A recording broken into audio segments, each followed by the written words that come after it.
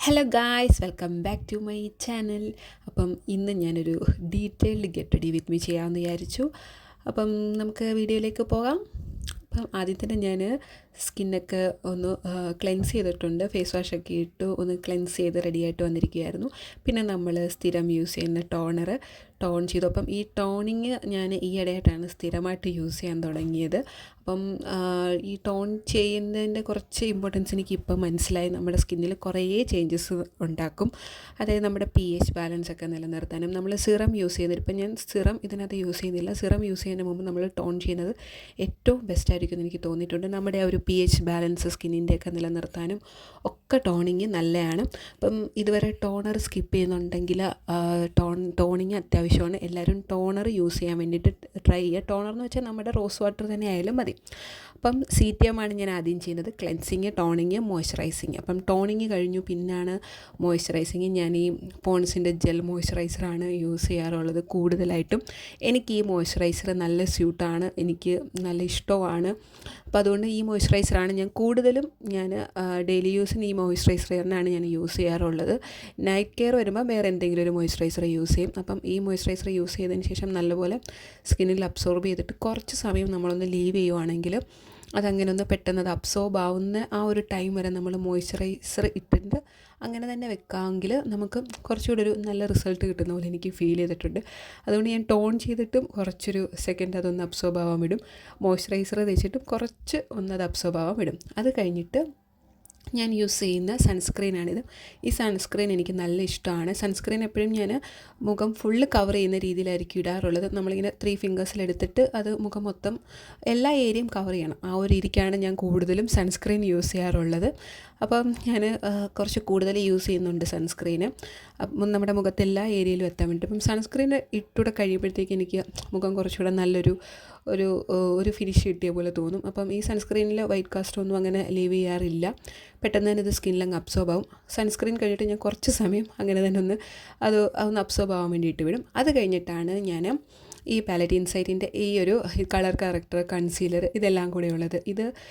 ഇതുള്ളത് കൊണ്ട് നമുക്ക് കളർ കറക്ടറും കൺസീലറും എല്ലാം കിട്ടുമല്ലോ. അപ്പം ഞാൻ ആദ്യം കളർ കറക്ടർ നമുക്ക് ഈ കണ്ണിന് ചുറ്റുമുള്ള ഡാർക്ക് പാച്ചസുകൾ, ലിപ്പിന് ചുറ്റുമുള്ള പിഗ്മെൻറ്റേഷൻ ഇതൊക്കെ കവർ ചെയ്യാൻ വേണ്ടിയിട്ട് ഞാൻ കറക്ടർ യൂസ് ചെയ്യും.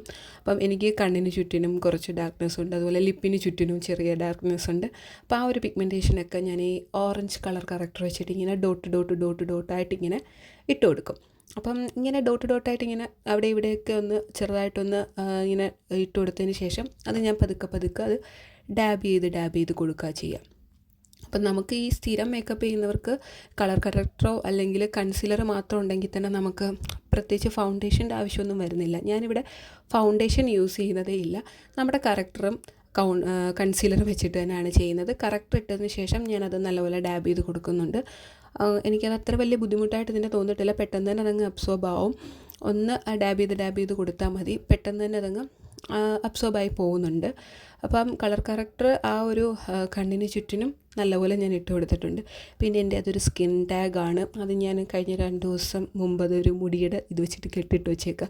കുറച്ച് പെയിൻഫുള്ളാണ്. അത് 2 ദിവസം കൂടെ കഴിയുമ്പോൾ നാളത്തേക്ക് അത് ഏകദേശം പോകുമെന്ന് തോന്നും. അപ്പം അതുകൊണ്ട് അവിടെ ഞാൻ വെറുതെ വിട്ടു. ബാക്കിയുള്ളിടത്തെല്ലാം ഞാൻ നല്ലപോലെ കറക്ടർ ഇട്ട് കൊടുത്ത് അത് ഡാബ് ചെയ്ത് വെക്കുന്നുണ്ട്.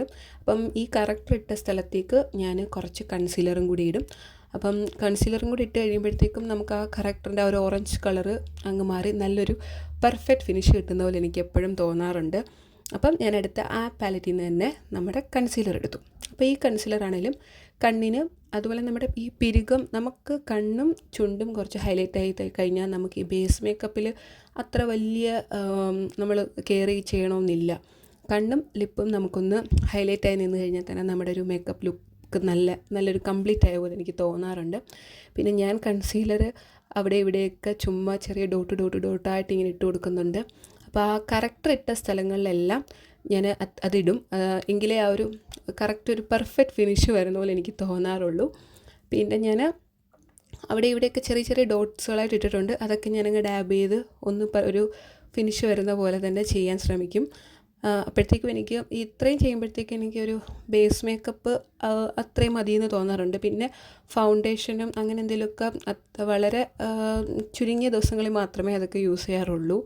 അപ്പം കൺസീലർ മാത്രമാണെങ്കിലും നമുക്ക് അത്യാവശ്യം നമുക്കൊരു നല്ലൊരു പെർഫെക്റ്റ് ഒരു മേക്കപ്പ് ലുക്ക് നമുക്ക് ക്രിയേറ്റ് ചെയ്യാൻ പറ്റും. കൺസീലർ മാത്രം ഉണ്ടായാൽ മതി. പിന്നെ ഒത്തിരി ഡാർക്ക് പാച്ചസോ അല്ലെങ്കിൽ കുറച്ച് നമുക്ക് ഈ ഡാർക്ക് സ്പോട്ടുകളോ അങ്ങനെയൊക്കെ ഉള്ളത് ഹൈഡ് ചെയ്യാൻ നമുക്ക് കറക്റ്റർ നല്ല യൂസ്ഫുൾ ആയിരിക്കും.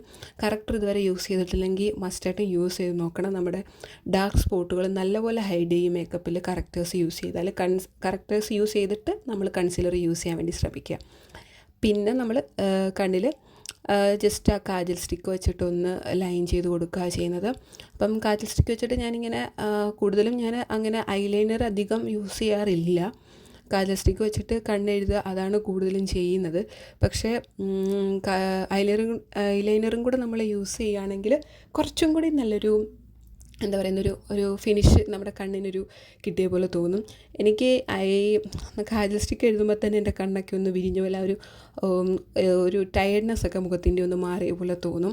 അപ്പം അതുകൊണ്ട് ഞാൻ ഐലൈനറും കൂടെ എഴുതുന്നുണ്ട്. അപ്പോൾ ഐയും കൂടെ ഒന്ന് ലൈൻ ചെയ്ത് കൊടുക്കുമ്പോൾ നമ്മുടെ കണ്ണിനൊരു കുറച്ചുകൂടെ ഒരു ടയർഡ്നെസ് അങ്ങ് മാറുമല്ലോ എന്ന് വിചാരിച്ചിട്ട് ഞാൻ കണ്ണിൻ്റെ മുകളിലും ഐലൈനർ വെച്ചിട്ട് നമ്മൾ ചെറുതായിട്ട് ഇങ്ങനെ ഒന്ന് ലൈൻ ചെയ്ത് കൊടുക്കുന്നുണ്ട്. അപ്പം അതും കൂടെ കഴിയുമ്പോൾ ഞാൻ കണ്ണിലങ്ങനെ ഐ ഷാഡോ അങ്ങനെയൊന്നും യൂസ് ചെയ്തിട്ടില്ല. ജസ്റ്റ് ഐലൈനറും നമ്മുടെ കാജൽ സ്റ്റിക്കും മാത്രമാണ് യൂസ് ചെയ്തിട്ടുള്ളത്. പിന്നെ നമ്മൾ കൺസീലർ യൂസ് ചെയ്യുമ്പോൾ നമ്മുടെ പിരികത്തിൻ്റെ അവിടെ പിരികവും കൂടെ ഹൈലൈറ്റ് ചെയ്തിട്ടുണ്ടെങ്കിൽ കുറച്ചും കൂടെ നല്ലതായിരിക്കും. പിന്നെ ആ കണ്ണിന് മുകളിലുള്ള ഒരു ഡാർക്ക് സ്പാച്ചസ് ഒക്കെ മാറാൻ വേണ്ടിയിട്ട് കൺസീലർ വെച്ചാലും നമുക്ക് മതി.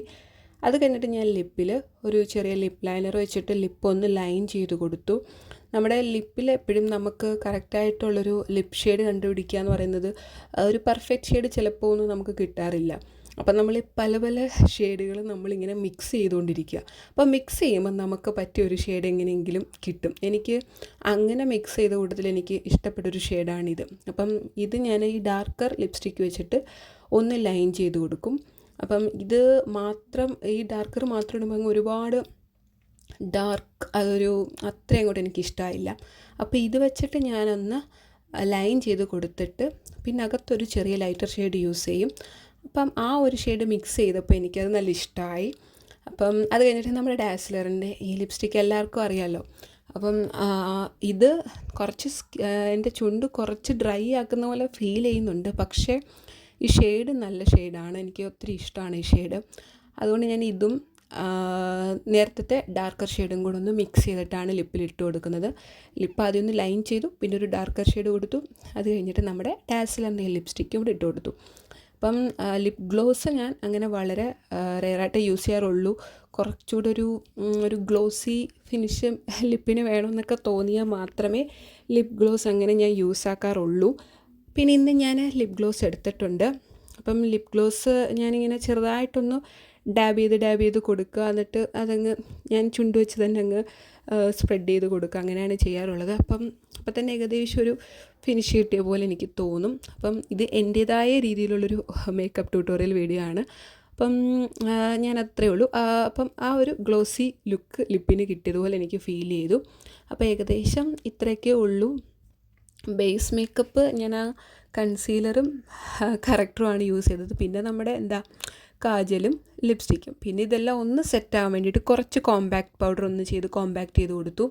ആ മേക്കപ്പ് എല്ലാം ഒന്ന് സെറ്റായിട്ട് തന്നെ ഇരിക്കാൻ വേണ്ടിയിട്ട് കോമ്പാക്ട് കൂടെ ചെയ്ത് കഴിയുമ്പോഴത്തേക്കും നമുക്കൊരു ഒരു പെർഫെക്റ്റ് ഫിനിഷ് ലുക്ക് കിട്ടി. അതായത് നമുക്കൊന്ന് അവിടെ ഇവിടെ ഒന്നും ഇല്ല, ഒരു പെർഫെക്റ്റ് ഫിനിഷായിട്ട് തന്നെ ഇരിക്കും, എല്ലാം സെറ്റായിട്ടിരിക്കുന്ന പോലെ എനിക്ക് ഫീൽ ചെയ്യും.